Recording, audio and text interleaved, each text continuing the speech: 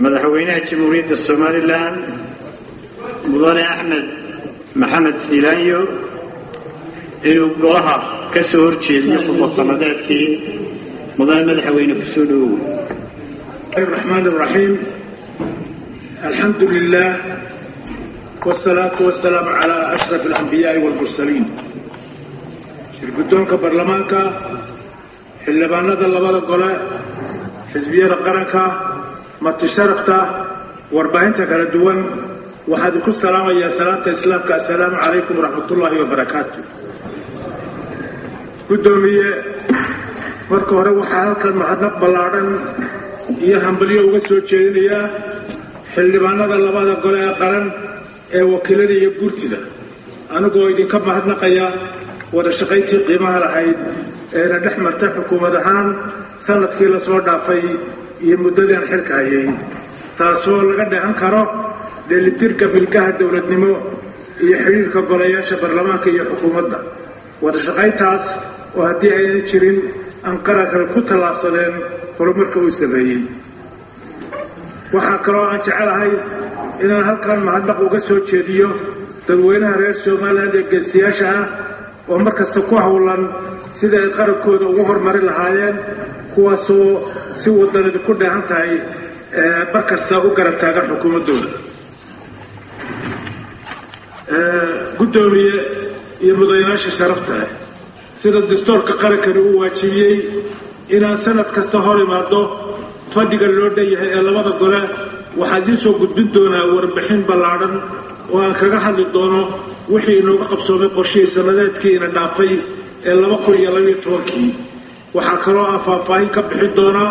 qorshaha xukuumadda ee sanadka cusub ee 2013 iyo guud ahaan xaaladda guud ee dalka doorashooyinkii golayaasha deegaanka iyo furitaanka ururada siyaasadda. guddoomiye iyo mudanayaasha sharafta leh waxay sanad ka hor markii aan madaashan aynu fadhino ka ballan qaaday inaan dalkeena ka qaban doono doorashooyinkii golaha deegaanka oo aan la qaban muddo 10 sannadood ah anigoo si fiican u fahamsanaa culayska siyaasadeed dhaqaale nabadgelyo iyo bulsho ee ay ahayd furitaanka ururada siyaasadda iyo qabashada doorashooyinka dowladaha hoose iyadoo aynu garan karno lagdaka u dhaxeeya nidaamka dimuqraadiga ah ee aynu qaadanay iyo kabeelnimo ee ummaddeena dhaqanka u ahaa muddo dheer iyadoo aynu wada ognahay tartanka u dhaxeeya qarannimada iyo qabyaaladda waxaa mar kasta inoo muuqatay in qarankan Soomaaliland ay dantiisa ku jirto kobcinta geedi socodka dimuqraadiyadda iyo hirgelinta doorashooyin joogto ah oo dadweynuhu ku soo doortaan hoggaankooda kala duwan anigoo tixgelinayay rabitaanka dadweynaha iyo ballantii aan ummadda u qaaday xilligii ololaha doorashooyinka madaxtinimada isla markaana si fiican u darisnay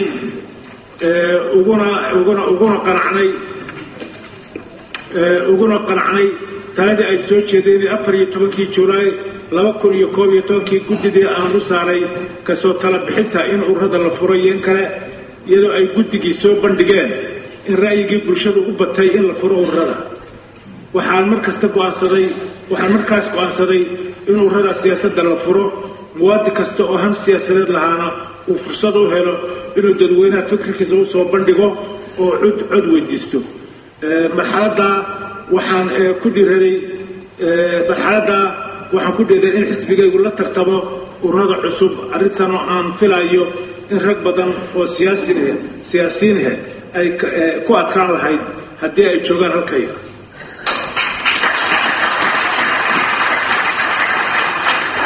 waxay xukuumaddu sugtay ammaanka goobihii codbixinta oo codbixintu ay ka dhacaysay oo ka badnaa 1800 oo goobood si doorashadu u noqoto mid xor oo xalaal ah iyadoo xukuumad ahaan nalaga sugaya dhaqaalaha doorashada ku baxaya 25% waxaan bixday 30% iyadoo weliba aan ururadii tartamayay gacan ka siinay gaadiidka muraaqibiinta ay ku qaadanayeen oo aan ku bixinay kharash ka badan 1 bilyan oo shilinka Soomaaliland. guddoomiye iyo mudanayaasha sharafta leh waxaan mamnuucnay in ololaha doorashada loo adeegsado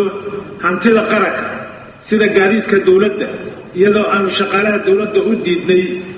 inay sinaba uga qayb qaataan ololaha doorashada xukuumad ahaan waxaan uradii tartamayey fursad isku mid u siinay adeegsiga warbaahinta qaranka waxaa kaloo ay xukuumaddu si buuxda u ilaalisay una xaq dhowrtay ilaalinta madax bannaanida guddiga doorashooyinka qaranka si ay guddigaasi u gutaan waajibaadka qaran ee saaran howlahoodana ay u noqdaan qaar ay u madax bannaan yihiin oo aan cidina ku faragelin waxaa dalka si nabadgelyo ah uga qabsoomay doorashadii golayaasha deegaanka taasoo ay ku tartameen 7 xisbi iyo urur waxaana gabagabadii ku guulaystay 3 urur ee kulmiye wadani iyo ucid waxaa hadhay 4 urur iyo 1865 xildhibaan halkaasoo aad ka dareemi kartaan baaxadda hawsha doorashada aynu ka soo gudubnay Soomaaliya waxay halkan ku soo gaadhay siyaasi u tura iyo oday sabatalisa waxaan jecelahay inaan hortiina uga soo jeediyo hambalyo bogaadin iyo ammaanba hogaamiyaashii ururada tartanka ku hadhay Dr. Maxamed Cabdi Gaboose Xasan Maxamed Cali Gaafadhi iyo Ismaaciil Aadan Cismaan oo aqbalay natiijadii si sharaf leh kaga tagay tabashooyinkoodii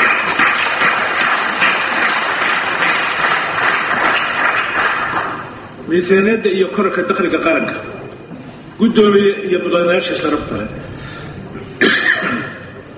maanta iyo maalintii aan xilka la wareegay waxaan dadaal aad u ballaaran ugu jirnay sidii dhaqaalaha dalka aan u kobcin lahayn korna ugu qaadi lahayn dakhligiisa sida cashuuraha loo habayn lahaa hoosna loogu dhigi lahaa tacriifada meelaha taabanaya nolosha bulshada iyo sidii musuqmaasuqa iyo lunsiga hantida qaranka loola dagaalami lahaa si looga midho dhaliyana waxaanu samaynay tababarka iyo tayeynta shaqaalaha dawladda wacyigelinta bulshada iyo bixinta cashuuraha ku waajiba wacyigelinta bulshada shacbiga bulshada bixinta cashuuraha ku waajiba iskaashiga ganacsatada iyo la tashiga baalqabeennada dalka wax keena dadaalkaas ballaaran aan xukuumad ahaan qaaday waxaa noo sahlay in sanadba sanadka ka dambeeya aanu miisaaniyadda qarankeenu kor u soo qaadanto iyadoo aanu dhaxallo khasnado maran iyo dayn culus miisaaniyaddii 2010kii aanu la wareegnay waxa ahayd $50 milyan oo dollar 2010kii sanadka 2013 miisaaniyadda dawladda dhexe waxay ahayd $125 milyan oo dollar miisaaniyadda guud ee qarankuna waxay ahayd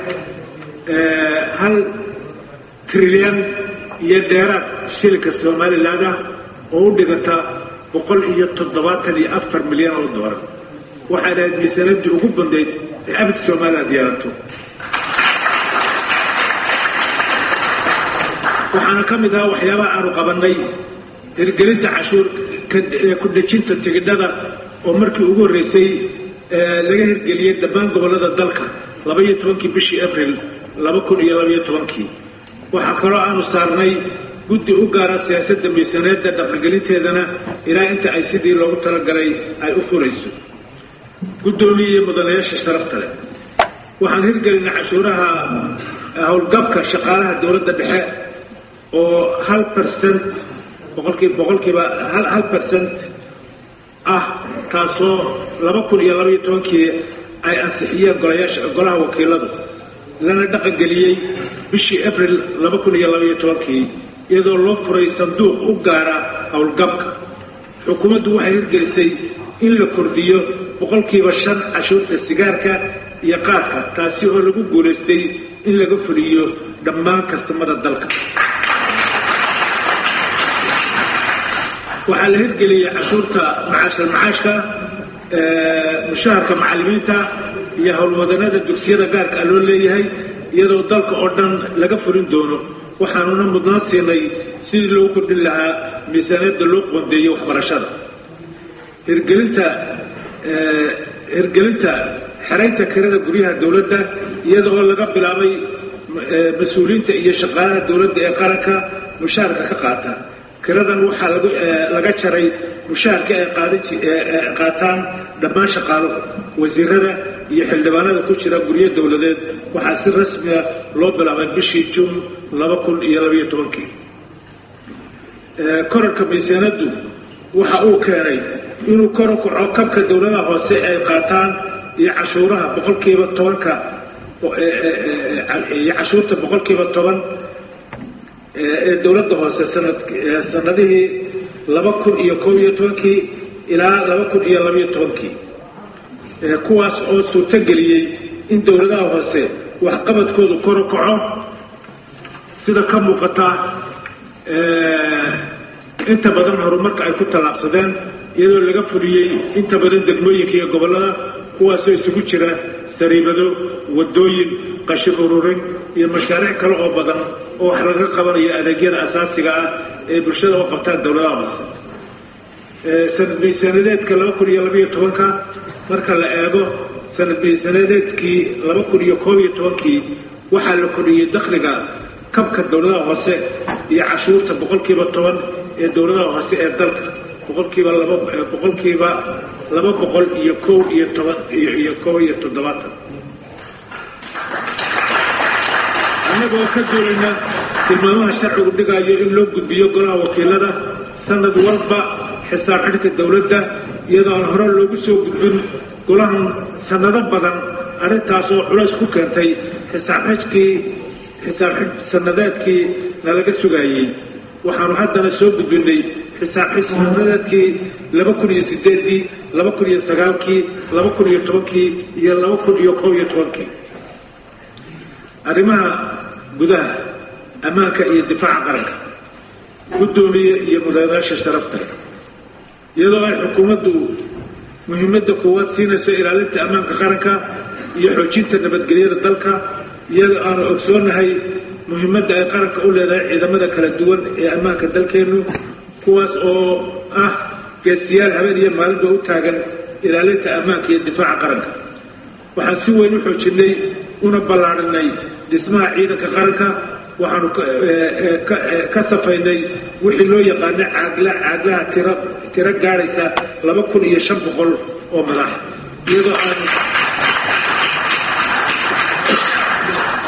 iyadoo aan halkoodii ku buuxinay ciidamo rasmi ah oo sidoo kale waxaanu kordhinay ciidamadii militariga tiro gaaraysa 1800 askari waxaanu kobcinay tababaradooda taakuraintooda iyo qalabeyntooda iyadoo aan u kordhinay gaadiidka gaashaaman ee ciidamada ku howlgalaan waxaanu qalabaynay iyo dib u habeyn ku samaynay isbitaalka gaarka ah ee ciidamada qaranka ee Hargeysa iyo Burco waxaa kaloo la dhisay dugsiga tababarka darar weyne iyadoo ay ka soo baxeen dufcado istaba jooga intii aanu hoggaanka dalka gacanta ku haynay waxaanu dhisnay ciidamada sida gaarka u tababaran ee commandosta ah kuwaas oo ku qalabaysan saanad iyo gaadiid cusub oo kaga hawlgeli karaan dhammaan xuduudaha Soomaaliland waxaanu ku kalsoonahay inay kaalin xaalli ka qaadan doonaan difaaca dalka iyo guud ahaan xoojinta ammaanka qaranka annagoo fahamsan mas'uuliyadda naga saaran sida aynu kor ugu qaadi lahayn haybadda ciidamada kala duwan waxaanu diyaarinay dhammaan darajadii ciidamada waxaanu miisaaniyadda sanadkan 2013 ku jirta gudooyinkii taliyayaasha ciidamada saraakiil xigeenka iyo inta darajada mutaysatay in ka badan 5,000 oo saraakiil iyo saraakiil ku xigeen kuwaasoo mid kasta lagu jaangoyn doono darajada uu sito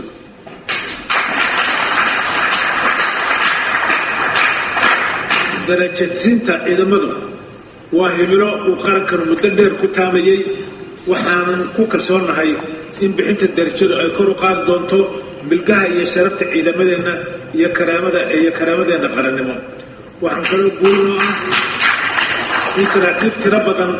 oo ka tirsan ciidamadeena kala duwan ay tababaro ku soo qaateen dalal dibadaha gudoomiye iyo mudanayaasha sharafta leh waxaan ciidamada booliiska ku xoojinay askar da'yara oo aad u tiro badan oo lagu soo xulay aqoon kana soo baxay dugsiyada sare iyo jaamacadaha dalka ciidanka booliiska waxaa lagu kordhiyey ilaa 3 dufcadood oo dhammaantood soo dhammaystay dugsiyada tababarka ciidamada booliiska ee Mandheera guud ahaan waxaa loo tababaray 3,900 oo askari kuwaasoo ay rag yihiin 3,217 halka ay 632 haween ka yihiin waxaan dhisnay ciidamada sida gaarka u tababaran ee ka jawaabista xaaladda degdega ah ee loo yaqaano RRU Rapid Reaction Unit si loo xoojiyo ammaanka dalka waxaa gobolada iyo degmooyinka dalka laga hirgeliyey saldhigyo iyo rugo booliis oo cusub oo tiradoodu dhan tahay 75 saldhig iyo 95 rugood oo dhammaantood la qalabeeyey waxaa dib-u-dhis iyo ballaarin lagu sameeyey xafiisyada iyo saldhigyada ay ka howlgalaan ciidamada booliiska iyadoo aanu ku kordhinay gaadiidka u gaarka ah ciidamada booliiska oo tiradoodu dhan tahay 30 gaari waxaa kaloo tababaro kala duwan dalka gudihiisa iyo dibaddiisaba ku soo qaatay saraakiil tiro badan oo booliisa waxaa noo qorshaysan inaanu sii ballaarino si ay mar walba heegan ugu noqdaan ilaalinta ammaanka qaranka waxaanu diyaarinay xeerka ciidamada booliiska oo imika hor yaalla golaha wakiilada Soomaaliland iyadaanu wax ka bedelnay qaab dhismeedkii ciidamada booliiska waxaa kaloo socda dhammaystirka manhaj cusub oo lagu tababarayo ciidanka booliiska Jamhuuriyadda Soomaaliland kaasoo ku salaysan dastuurka qaranka ilaalinta xuquuqda aadamaha wada shaqaynta ciidamada amniga iyo bulshada waxaa la dhammaystiray dib-u-dhiskii xarunta ciidamada برمتك قدومي مديراشة شرفت له وحانو بلارني إذا ماذا إلى هذا حيبها كوه الله أنت سعدالك وكالوين كغتشرة إلى أنت أمامك حيبها يملها لغسو قلد الكين وحانا لغو كرديي إذا ما تربضا أو لغسو حلي أقوم هو سور لسيئة وبرو مهمة iyadoo tiro ahaan iyo tay ahaanba kor loo qaaday waxaana loo qalabeeyey si dhammaystiran iyadoo la siiyey dareyskii iyo qalabkii shaqadooda ay ku gudan lahaayeen waxaa sidoo kale qalab isgaarsiineed casri ah loo dhisay ciidamada ilaalada xeebaha qalabkaas oo u sahlaya inay habeen iyo maalinba bad iyo beriba uga wada xidhiidhi karaan ciidamada ilaalada xeebuhu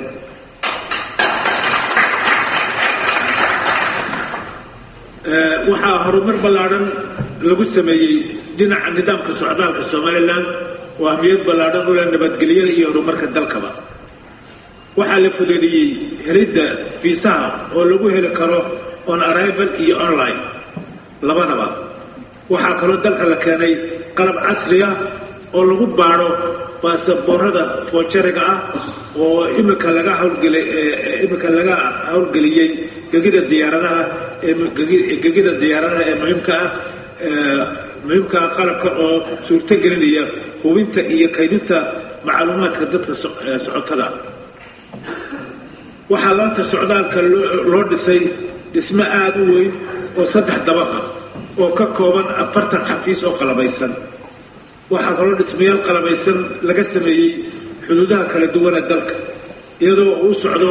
qorshaha baasaboorka Soomaaliland lagu casreynayo lagana dhigi doono mid la jaan qaada baasaboorada caalamiga electronic passport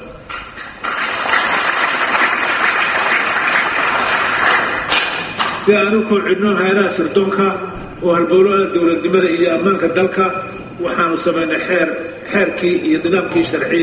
ay ku shaqayn lahaayeen shacbiga reer Soomaaliland waxay caan ku yihiin ilaalinta nabadgelyada isla markaana ay nabadgelyadu tahay tiirka koowaad ee qaranka ku faaran waxa xukuumad ahaan aanu xoogga saaray adkaynta nabadgelyada gudaha iyo nabad ku wada noolaanshaha dalalka jaarka ah iyadoo aan si wada jira uga wada hortagno cid kasta oo khalkhal gelin karta amniga iyo deganaanshaha waxaa naga go-an xukuumad ahaan inaanu sii labalaabno dadaalka iyaga aanu ku ilaashanayno nabadgelyada iyadoo aanan cidna ka aqbali doonin kana ogolaan doonin inay dhaawacaan ammaanka dalka arrimaha bulshada guddoomiye iyo mudanayaasha sharafta leh taabagelinta waxbarashada iyo la dagaalanka jahligu waxay saas u tahay yaraynta faqriga iyo saboolnimada waana waxyaalaha ay mudnaanta siinayso xukuumaddayadu sidaa darteed waxaanu sii joogtaynay waanu sii ballaadhinay waxbarashadii bilaashka ahayd waxaana la hirgeliyey sanduuq dhaqaale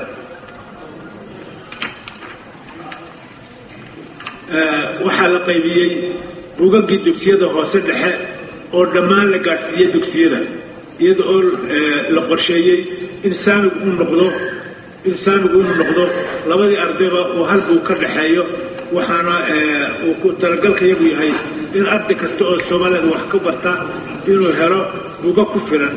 si aanan arrintaa loo suurtageliyana waxaa laga shaqaysiiyey madbacad ay leedahay wasaaradda waxbarashadu oo hadda shaqaysa waxaa gobollada degmooyinka iyo tuulooyinka dalka laga dhisay 145 dugsi hoose dhexe iyo 10 dugsi sare oo dib loo cusboonaysiiyey laguna kordhiyey fasallo cusub iyadoo wasaaradda laga hirgeliyey hal studio oo warbaahinta waxbarashada ah waxaana hadda gacanta lagu hayaa kordhinta dhismaha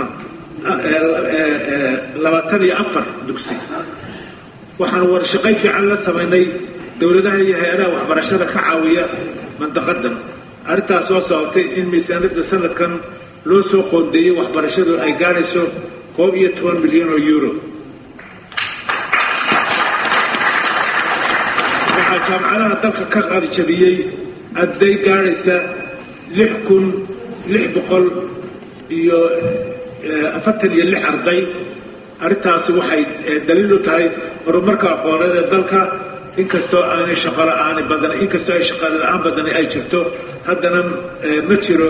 cadow ka weyn jahliga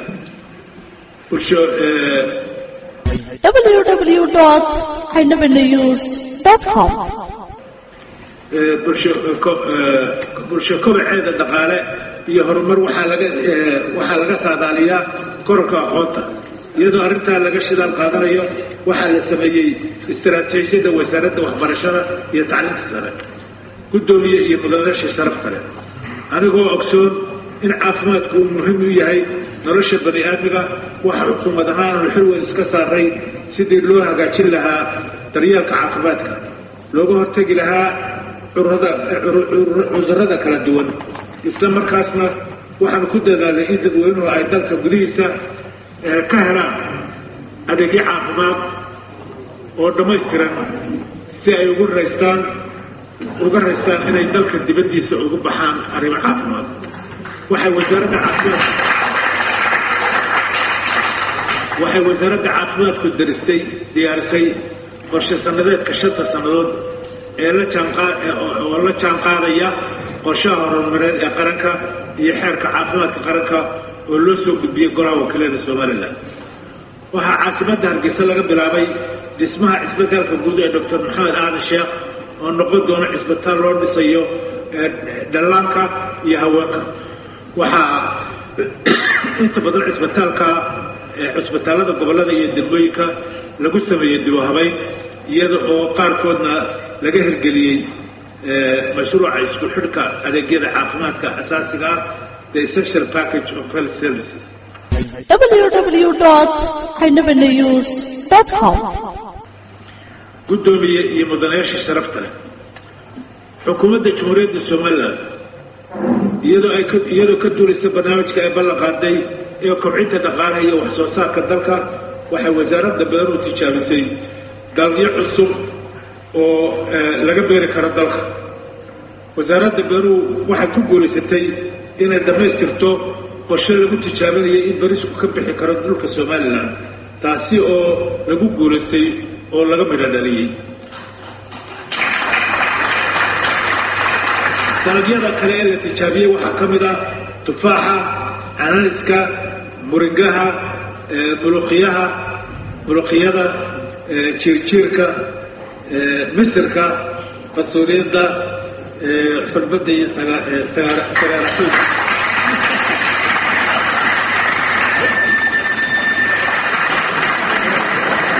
inta markaad ka sheega qaar baa la garanay maana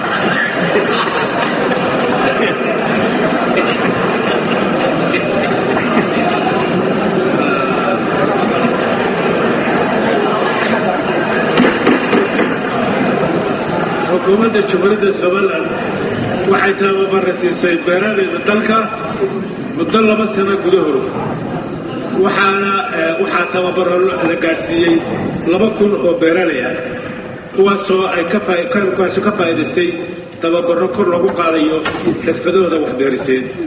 waxaa kale oo tababaradan barbar socday kormeero iyo kulamo kala duwan oo lagu dhiirigelinayo beeralayda dalka. waxaa qalab kala duwan la gaarsiiyey beeralayda Jamhuuriyadda Soomaaliland. waxaa ugu muhiimsanaa 10 cagab oo qiimo jaban lagaga xaraashay beeralay ka kala socda gobollada dalka oo dhan. mootaro, ceelal, tuubooyin, dibi iyo qalab kaloo la gaarsiiyey. waxaa la qaybiyey 7 makiinadood oo kuwa shiida haruurka ah, 3 makiinadood oo kuwa shiida bariiska ah iyo 1 makiinad oo nooca shiida saliidda sisinta. waxaa la hirgeliyey dhisme 16 xafiis oo ka kooban oo laga fuliyey xarunta wasaaradda beeraha. dayactir lagu sameeyey dhismayaashii xarunta tababarada abuuriin qaybana lagu kordhiyey. dayactir iyo dayr lagu sameeyey xarumaha wasaaradda beeraha ee Burco iyo Gabiil. gudoomiye mudanayaasha sharafta leh bulshada reer Soomaaliland waxay u badan tahay xoolo dhaqato. sidaa darteed xooluhu waa lafdhabarta dhaqaale ee Soomaaliland. xukuumaddu waxay qaaday ololayaal lagu daaweynayo xoolaha. waxaa la daaweeyey xoolo tiradoodu dhan tahay 500 oo kun oo neef oo adhi ah. waxay xukuumaddu shaqaale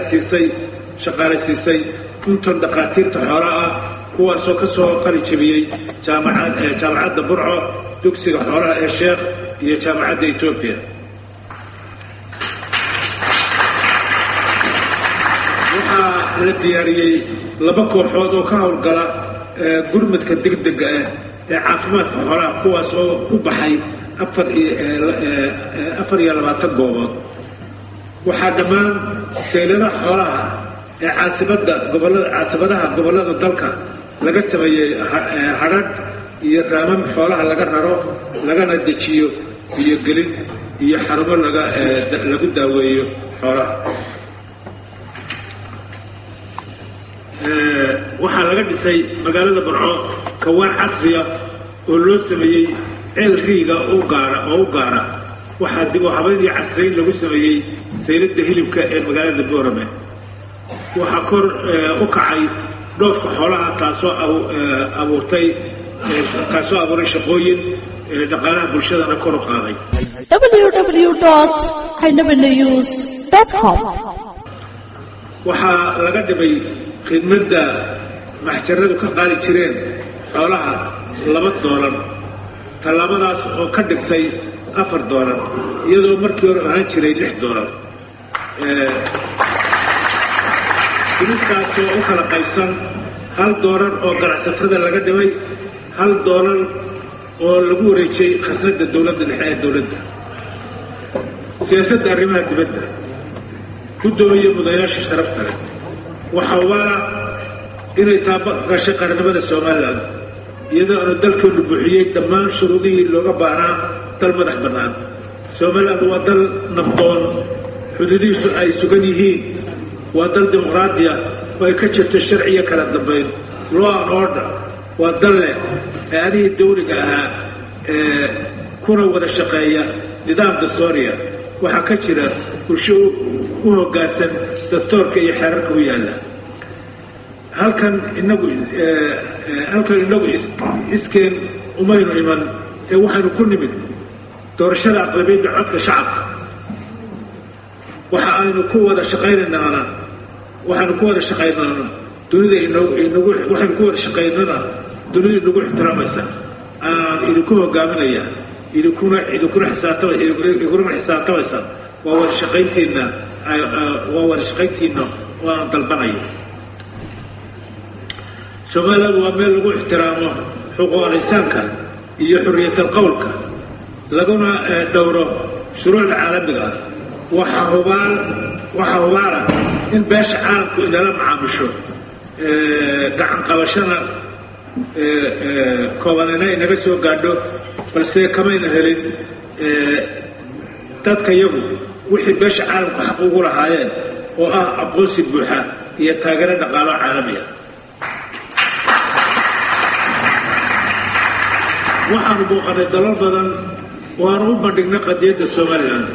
waxaanoo yimi wufuud badan iyo diblomaasiyiin maqaam sare leh oonu la yeelanay kulamo gaargaara waxaanu wada shaqayn la yeelanay qaar ka mid ah shirkadaha iyo hay'adaha caamka ku ah ictiraaf raadinta arrimaha dibadda waxaanu ka samaynay xiriir fiican iyo horumar la taaban karo guud ahaan caalamka gaar ahaan wadamada jaarka ah wadamada carabta diblomaasiyiin maqaam sare leh oonu la yeelanay kulamo gaargaara waxaanu wada shaqayn la yeelanay qaar ka mid ah shirkadaha iyo hay'adaha caamka ku ah ictiraaf raadinta arrimaha dibadda waxaanu ka samaynay xiriir fiican iyo horumar la taaban karo guud ahaan caalamka gaar ahaan wadamada jaarka ah wadamada carabta wadamada Yurub iyo Mareykanka oo xiriir fiican inoo dhexeeyo wada hadalay Soomaaliya u bilaabmay waxay ahaayeen arrin guul u keentay Soomaaliland waxay ku salaysnayd baaqi caalamiga ahaa ee ka soo baxay shirkii London 23 February 2012 kaasoo beesha caalamku fagaare loo dhan yahay inoogu soo jeedisay innaga iyo Soomaaliya inaynu ka wada hadalno mustaqbalkeena siyaasadeed waxaanu ku tagnay shirkaas kala qaran oo loo dhan yahay oo aad labadiina golaba saldhigu ahaydeen kuna ogolaateen nidaam sharci ah waxaana ahayd tallaabo fiican oo dhinaca wanaagsan loo qaaday guud ahaan mantaqadaba dowladda cusub ee Soomaaliya waxaan jecelahay inay inoo dhaxayso cilaaqaad fiican waxaanuna cid walba u sheegaynaa dalka Soomaaliland dowlad uma aha mana xukunto waxaanu dowladnimadeedii dib ula soo noqotay sanadkii 1991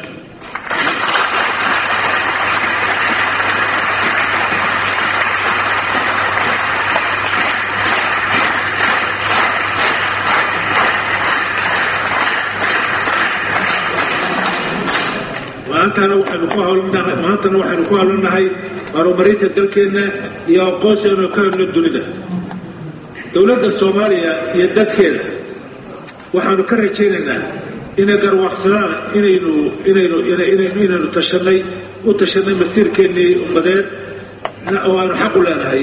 mana jirto cid joogi karta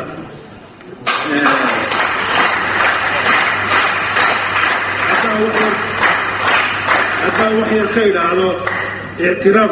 ictiraafka Maraykanku siiyey dowladda cusub ee Soomaaliya arrintaasi ma aha wax Soomaaliya sameeya mana aha wax cusub ee weligeed dowladda Maraykanku way ictiraafsanayd Soomaaliya balse iminka waxay ogolaadeen maamulka cusub annaguna kama xumin xasilna kuma nihin wixii dadka Soomaalida u kordhaya iyo inay nabadgelyo iyo horumar gaaraan oo wax dhigtaan guddoomiye iyo mudanayaasha sharafta leh Soomaaliland iyo dowladda Maraykanka xiriirkii inoo dhexeeyey waxba iskama bedelin wada shaqaynteennuna waa sideedii waxaad ila dhugataan fariintan oo wasaaradda arrimaha dibaddu iga soo gaadhay wakiilkeena halkaa joogay inoo soo gudbiyey U.S. recognition of the government of Somalia will not prevent the U.S. government from engaging in Somaliland, nor prevent us from conducting our programs in Somaliland. We made sure to clarify this with the Somali government before deciding to recognize them. وفرنتي أي نص درين الرسم قاعد يمسوا درين دولة زمرين دولة الإنجليز كده وحنقول حقيقة سوتشرينا والتاريخية وحنقول حقيقة إسكاش هير في عن مرايي وحسكعوا معي دواقع رمها الدولة كسوية لي إلا مش شيء إنه ود كسر مال لي كتب تحارب دولة الحمية دواقع سنوا عين ندوق الماء كون حبوا نحدث هلا بدأ وده وحنوارنا من اللي بدك دقيق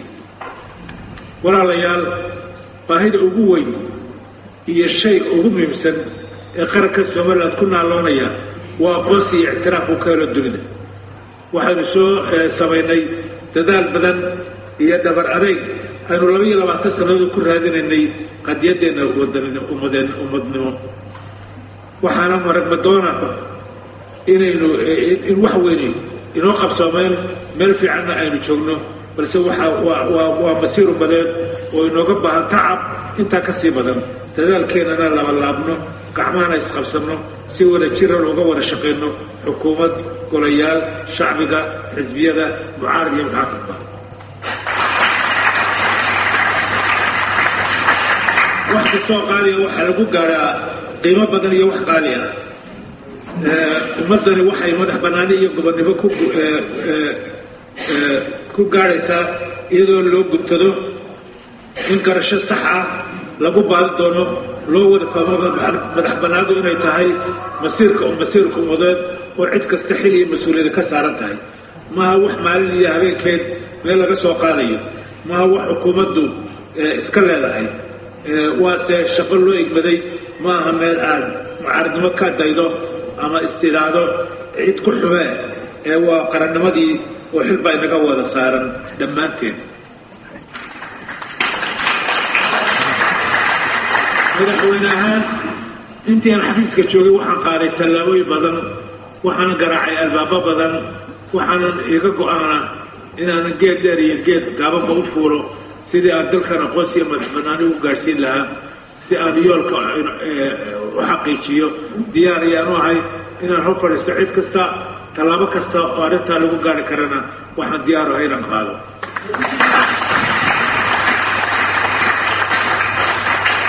waxaan ogsoonahay in xilka koowaad aniga isaareeyahay balse ictiraafku maaha wax aniga gacanteeda ku jira ee waxa gacan kale inaga xidhan qarankan waxaan u soo maray halkan dheer waxaan u soo safray waqti dheer waxaan u dhaaftay dantiisa waxaan u horeeyaa wax kastoo suurtagal ah waxaan idin weydiisanayaa taageeradiina waxaan ku kalsoonahay waayo aragnimadayda iyo aqoontayda siyaasadeed inaanan maanta xaaja iseegaynin inaanan qofna iga jeclayn inaan dalkan iyo dadkiisa ay wax noqdaan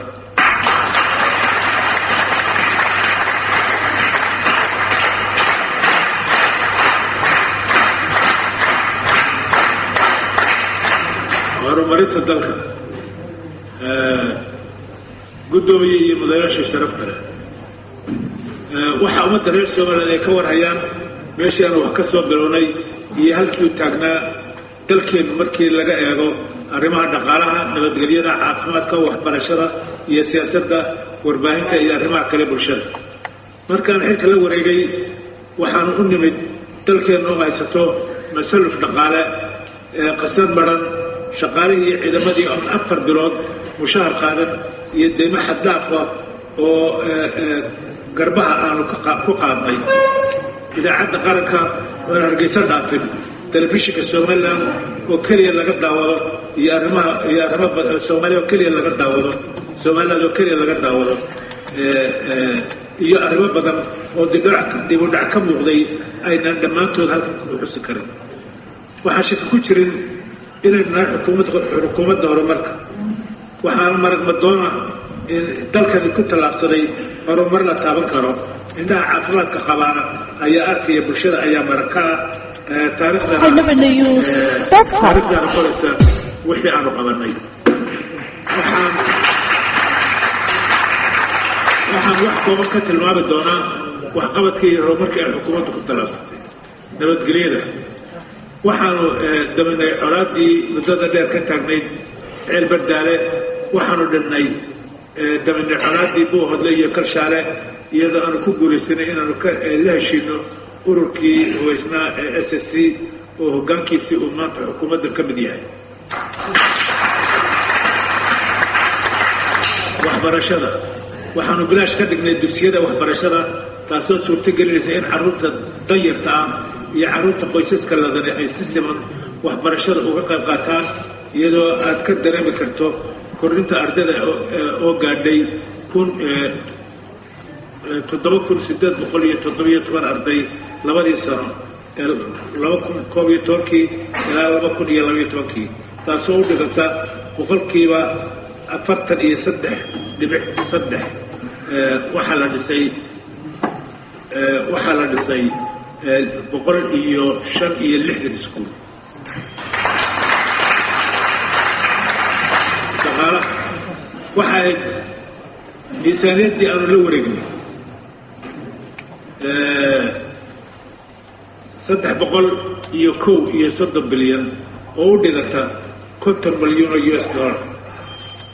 waxaanu gaarsiinay 1 trilyan Somaliland shilling oo u dhiganta 174 bilyan annagoo samaynay miisaaniyad qaran oo ka kooban dowladda dhexe 125 milyan oo dollar hay-adaha madaxa bannaan 35 milyan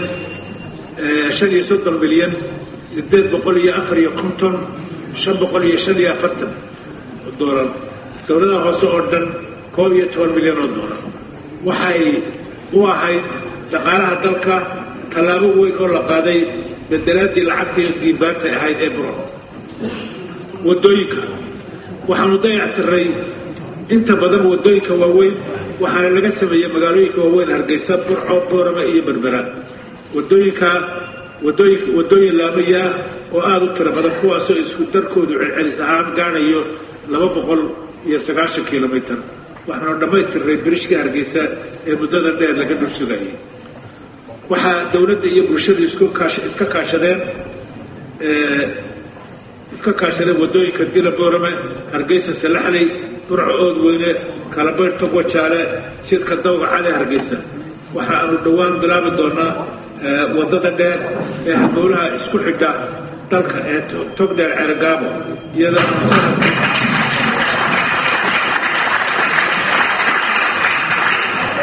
sanadkan dhagax dhigi doono waxaanuna samayn doonaa abaabul ballaaran oo bulshada kaga qayb qaadato dhismayaasha waxaa dhismayaal cusub loo sameeyey qaar badan oo wasaaradaha iyo hay-adaha dowladda sida wasaaradda gaashaandhigga wasaaradda kalluumaysiga wasaaradda qorshaynta wasaaradda shaqada iyo arrimaha bulshada wasaaradda beeraha wasaaradda arrimaha dibadda wasaaradda duulista iyo hawada iyo qasriga madaxtooyada aan dib u habayn ku samaynay kuna darnay dhismayaal aad u badan oo cusub madaarada waxaanu dhisnay 2 madaar Hargeysa iyo Berbera iyadoo la hormariyay adeegyadoodii loona keenay qalabka lagu baaro alaabta socdaalayaasha sitaan sidoo kale waxaa gacanta lagu hayaa madaarka Burco ciidamada si loo adkeeyo difaaca qaranka iyo ammaanka dalka waxaan ciidanka ku soo kordhinay gaadiid gaashaaman iyo kan xamuulka ah oo ciidamada qaada oo ay tiradoodu tahay 107 shaqaalaha waxaanu shaqaalaysiinay 557 totalka guud waa intii ugu badnayd awooduna loo saamaxaysay warbaahinta iyadoo ummaddu muddo badan sugaysay waxaanu keenay idaacad gaadhaysa dalka gudihiisa iyo dibaddiisa iyo TV-ga Somaliland aanu gaadhsiinay dunida oo dhan biyaha waxaa la dhammaystiray 42 ceel oo ah nooca dhaadheer iyo intii aan xilka hayay halka dalka hore looga qoray 89 ceel 20 sannadood iga horreeyay waxaana ka bilownay gobollada iyo degmooyinka dalka mashaariic badan oo dhinaca biyaha waxaa la bilaabay mashruuc caasimadda Hargeysa lagu wada gaarsiinayo biyo ku filan oo ku baxaya dhaqaale dhan 22 milyan 300 oo dollar. xeerarka aniga oo u mahadnaqaya warshaqeynta golayaasha sharci dejinta waxaan u soo gudbinay golayaasha sharci dejinta 27 xeer waxaa la saxiyay 22 xeer muddadaas aan xilkaayay. gudoomiye madaxweynaha sharafta qorshaha xukuumadda sanadka 2013 qorshaha xukuumadda sanadka 2013 waxaa saldhig u noqon doona qodobadii ka soo baxay shirkii qiimeynta waxqabadka xukuumadda iyo qorshaynta sanadka cusub ee qasriga madaxweynaha ku qabsoomay bishii Oktoobar ee sanadkii hore ee 2012 shirkaas oo si qoto dheer ay xukuumaddu ugu la fakurtay wixii qabsoomay waxa aan qabsoomin iyo waxa u baahan in la qabto iyadoo laga shidaal qaadanayo qorshaha shanta sanadood ee dalkeenu u dejinay nabadgelyada waxaan xoogga saari doonaa adkeynta nabadgelyada iyo xoojinta difaaca qaranka waxaanu sii xoojin doonaa dagaalkaanu kula jirno argagixisada iyadoo aanu kor u qaadi doono tayada hay-adaha qaranka ee nabadgelyada u xilsaaran lana xoojin doono xiriirka ka dhexeeya laamaha kala duwan ee ammaanka. waxaa kaloo la sii wadi doonaa nabadaynta iyo maamul filinta gobollada Sool iyo Sanaag Bari iyadoo xoogga la saari doono sidii loo horumarin lahaa gobolladaas.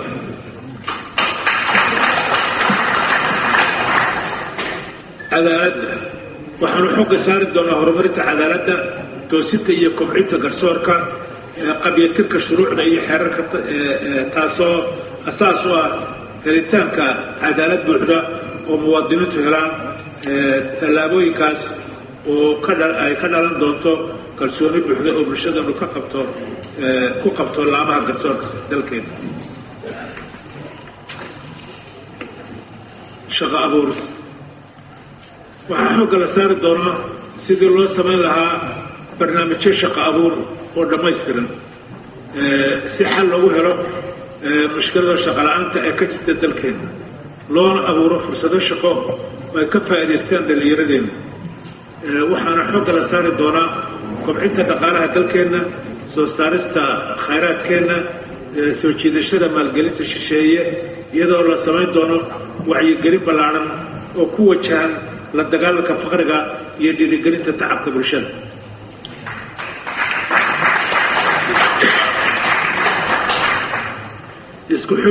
isku filaanshaha xagga cuntada waxaanu xoogga saari doonaa sidii qarankani u noqon lahaa mid cunto ahaan isku filan. waxaanu ka hor qaadi doonaa wax soo saarka beeraha kalluumaysiga iyo horumarinta xoolaha nool. waxaanu xukuumaddeeda u howlgeli doontaa sidii bulshada loogu wacyigelin lahaa tabcashada beeraha iyo ka faa'iidaysiga khayraadka badda. waxaanu samaynay qorshe sugitaanka cuntada iyo biyaha food and water security taasoo golaha wasiirada ansixiyey. siyaasadda maamulka iyo kala xadaynta dhulka waxaa la dejin doonaa siyaasaddii guud ee dhulka si loo yareeyo muranada ka dhasha dhulka noola ilaalin lahaa dhulka danta guud. waxaanu si mugle uga howlgeli doonaa ilaalinta deegaanka iyo ka hortagga xaalka. waxaanuna samayn doonaa qorshe lagu kala habaynayo dhul daaqsimeedka iyo dhul beereedka iyo dhulka seeraha.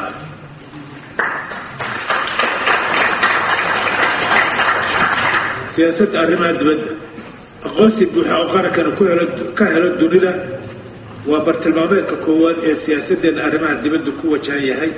waxaana loo diyaarin doonaa siyaasad qorshaysan xiriir furfuran iyo iskaashi fiican oo ku wajahan beesha caalamka sida Afrika dunida carabta Yurub Amerika urur goboleedada IGAD AU iyo jamciyadda quruumaha ka dhaxaysa. sidoo kale waxaa la xoojin doonaa doorka qurba-joogga Soomaaliya ka qaadan karo ictiraafka. gudoomiye iyo madaxweynaha sharafta miisaaniyadda qaranka sidii horey ku soo bandhignay siyaasadda miisaaniyadda ee sanadka 2013 waxaa si weyn uga muuqan doona mashaariicda dalka adkaynta nabadgelyada iyo difaaca qaranka horumarinta cadaaladda iyo xoojinta siyaasadda arrimaha dibadda annagoo garwaaqsan dib u dhaca adeega bulsho ee ka jira gobollada Sool Sanaag Bari iyo Buuhoodle waxaanu sanadkan u qorsheynay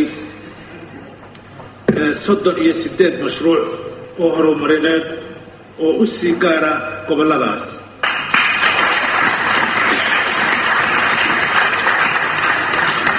kuwaasoo lagu horumarinayo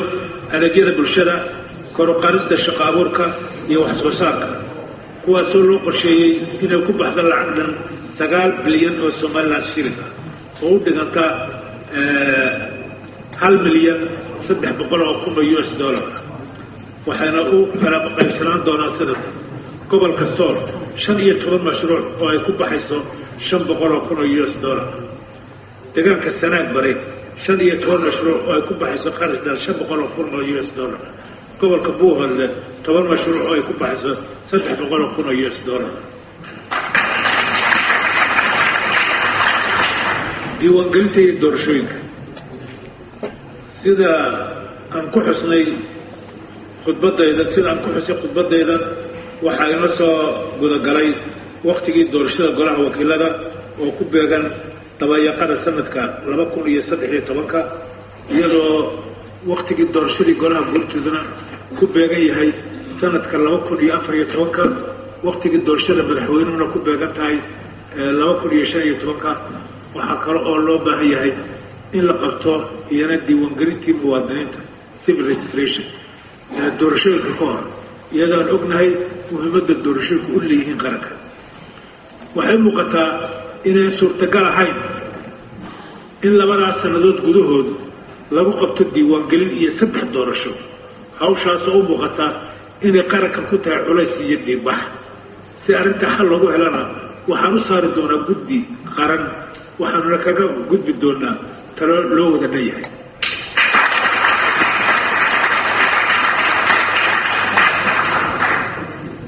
inagoo ka duulayna waayo-aragnimada iyo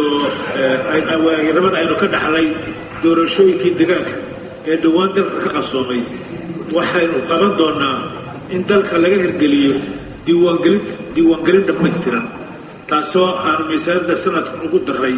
$1 milyan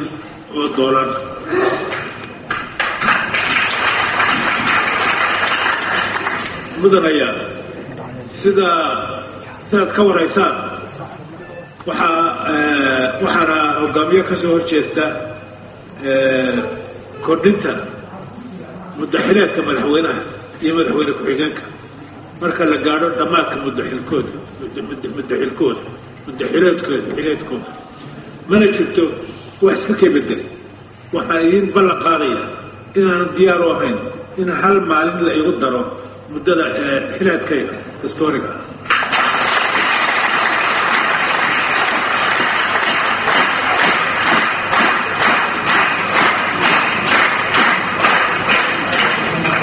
soo saarista khayraadka dalka macdanta iyo tamarta guddoomiye iyo mudanayaasha sharafta leh iyadoo aanu maanta ku hayno khayraadka kala duwan ee ka buuxa dalkeenna hooyo iyo baahida weyn aynu u qabno umad ahaan inaynu khayraadka dalkeenna la soo baxno si aynu uga baxno saboolnimada uma yeelanno awood dhaqaale oo wax way ka tartaa nolosha shacbigeenna iyo horumarka dalkeena iyadoo aanu fahamsannahay in awoodda dhaqaale aynu yeelannaa ay wax badan way ka bedeli doonto miisaanka aynu ku leenahay dunida wax wayna ka tari doonto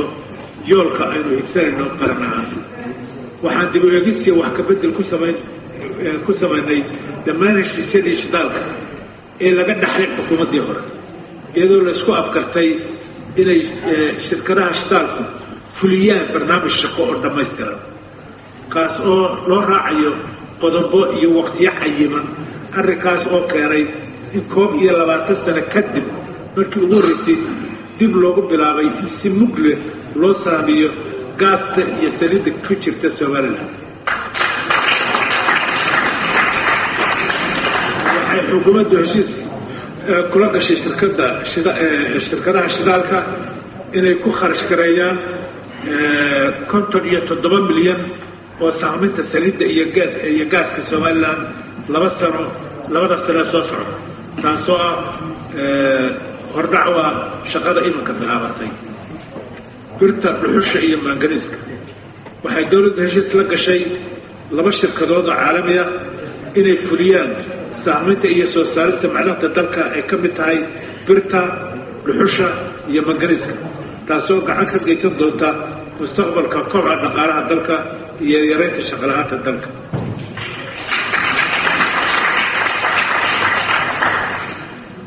xeerka dowladaha dhexe Central Government Act dowladda dhexe si looga hortago meesha looga soo saaro kala daadsanaan ku timaada shaqada iyo haybadda dowladnimo loogana fogaado dulfuulka xilka iyo waajibaadka isla markaana la xaqiijiyo in xilalka la isu raaciyey hab loo maamuli karo oo ku dhisan xajmigeeda. waxaanu dejinaynaa oo diyaarinaynaa xeerka maamulka hay'adaha xukuumadda ee kala xadidaya xilalka waajibaadka awoodaha iyo shaqada hay'adaha xukuumadda kaasoo lagu maamuli doono laamaha kala duwan ee dowladda dhexe iyo isku xidhkooda. wax ka beddelka iyo kaabista dastuurka waxaa labada gol u soo jeedinaya in dastuurka lagu sameeyo wax ka beddel iyo kaabis siyaasadda loo dhammaystirana waxaa idiin soo gudbin doonaa qoraal rasmiya oo xambaarsan qaabka u sahlan in dastuurka loo qabyo tiri karo aniga oo u cuskanaya arrinta qodobka dastuurka 126 iyo ka 127. sidoo kale in doorashada golaha guurtida laga dhigo xulis ee aanu doorasho ku iman si aanay meesha uga bixin tayadiisa iyo ka qayb qaadashada beelaha yaryare. gabagabo guddoomiye mudanayaasha sharafta wax hortiina ka ballan qaadayaa sidaan horeba uga shaqaynay inaanu dhowro madaxbannaanida garsoorka xilka golayaasha sharci dejinta ilaalinta xuquuqda aadamaha xorriyadda qowlka iyo ilaalinta saxaafadda madaxa bannaan.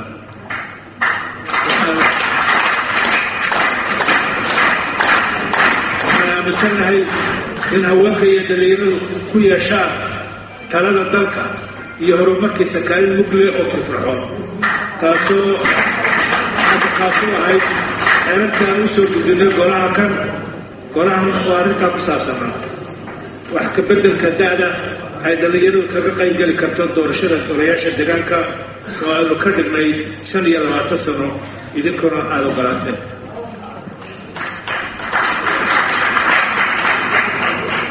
waxaan idiin soo gudbiyey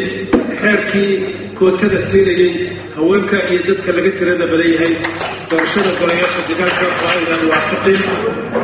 waxa aan mar labaad idinka codsanayaa inaad dawaagtaan inta ka horeysa doorashada golaha wakiilada si ay haweenka iyo dadka laga tirada badan yahay ugu muqdaan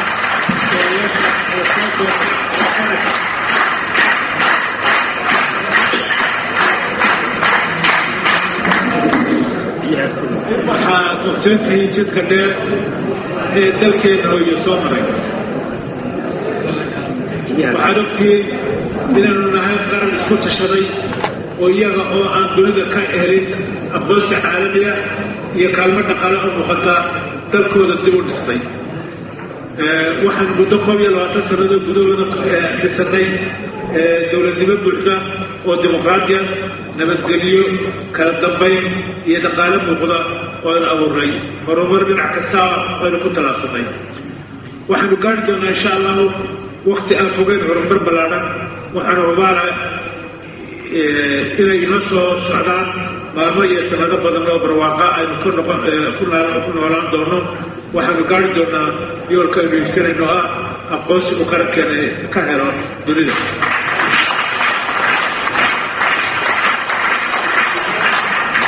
mudanayaal, maanta Somaliland loo warwari maayo. marxalad badan ayay soo martay oo fulaygu shakiyey sidaan horeba u sheegana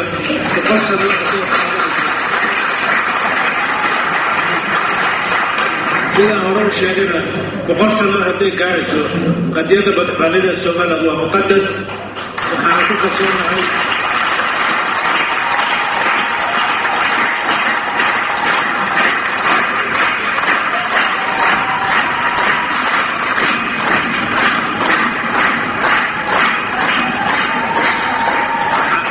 waxaana ku kalsoonahay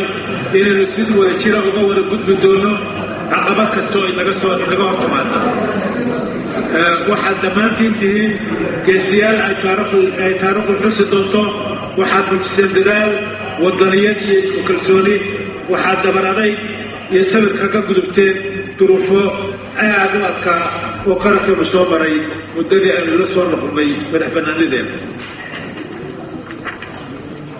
madaxbannaanida jamhuuriyadda Somaliland waa mid ku timid rabitaanka shacbiga Somaliland. waa madaxbannaani ay u soo mareen jid dheer oo dhib badnaa. waa madaxbannaani ay cidna u daba fadhiisanayn. waa madaxbannaani ay u huri doonaan naf iyo maalba. waa madaxbannaani ay difaaci doonaan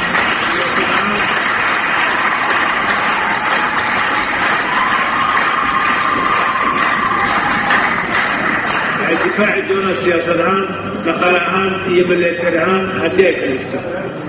waxaan ugu baaqayaa caalamka nabadda iyo horumarka jecel inay tixgeliyaan go'aanka shacabkan ee madaxbannaanida Somaliland.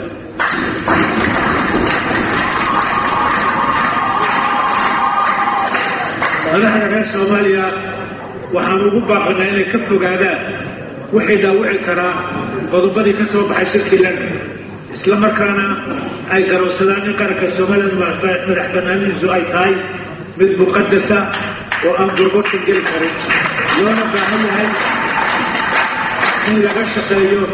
wixii daris wanaaga, saaxiibtinimo iyo wixii waxqabsi ah ee dhex mari kara labada dal ee Somaliland iyo Soomaaliya. ugu dambayn, waxaan u soo jeedinayaa shacbiga qaaliga ee reer Somaliland inay gacmaha isqabsadaan si laban dadaalka ay ugu jiraan xoojinta nabadgelyada, horumarinta dalka iyo ka hortagga shaqoolada cadowga iyo wax kasta oo tafaraar iyo qaybsanaad ku keeni kara wadajirka bulshadeena. waxaan mar kale hortiina ka ballan qaadayaa inaan sii labalaabi doono dadaalka aan ugu jirno horumarinta dalkeenna iyo ka madadhalinta qadiyadeena. Somaliland ha guulaysato insha Allah.